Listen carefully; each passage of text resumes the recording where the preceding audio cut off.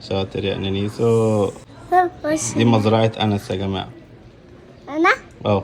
اللي بيحب أنس بقى يعمل له لايك للفيديو ويعمل اشتراك في القناة.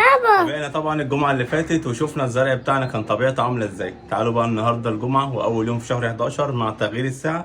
تعالوا نشوف بقى تغيير الزرع. فاكرين الفيديو اهوت هحطه لكم، شايفين ده كده أول جمعة. تعالوا بقى نشوف الجمعة دي الزرع بقى عامل ازاي، اتغير تغيير جذري. تعالوا بقى عشان نشوف. لو انتم من محبين الزرع زيي أو هواه للزرع وحابين تزرعوا في البلكونة فكملوا معايا الفيديو، ما تنسوش تعملوا سبسكرايب وتعملوا لايك للفيديو. تعالوا نشوف الزرع يلا عامل ازاي. طبعا هنا العصافير كل يوم بتتغذى عليه زي ما انتم شايفين كده. عامله الجرجير بتاعنا عامل ازاي، شايفين حاله الجرجير بقى اهوت. طبعا عايز يتسقي، شايفين كده الورقه بتبقى دبلانه شويه كده، عايز ميه. شايفين هنا كانت ارض جرداء، دلوقتي بقى اهو البقدونس طلع والكزبره طلعت اهو. لسه كمان في حاجات لسه بيطلع تاني. وهنا بقى الشبت بتاعنا الجميل اهو. ده هنا برضو شبت وكزبره وبقدونس زي ما انتم شايفين كده. طبعا انا مش مكتر بس لسه في طبعا منهم صغيرين لسه بيكبروا هم، عشان بقى بدل ما افضل اخفها واعمل الكلام ده كله، لا انا بقى يعني حبيت ازرع حاجات بسيطه بحيث ان كل جدر ياخد حقه. زي ما انتم شايفين كده الاصاري بتاعتنا بالشكل الجميل ده.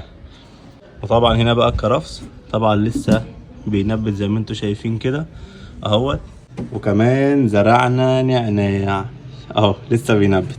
هبقى اوريكم ازاي بيتزرع النعناع.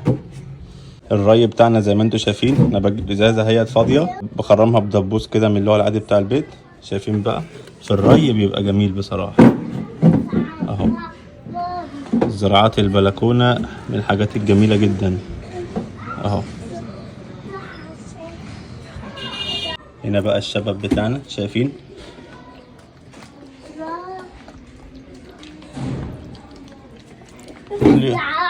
كل يوم الصبح كده تدوهم شوية مية كده ندى كده بحيث ان الزرع يرعرع معانا اهو.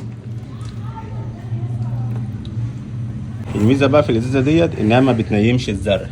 شايفين الزرع واقف زي ما هو ازاي. انما بقى احنا لو بنسقي بقى بحاجة اتقل من كده تخرج مية اكتر من كده هتلاقي الزرع كله نام في الارض، وخصوصا الجرجير.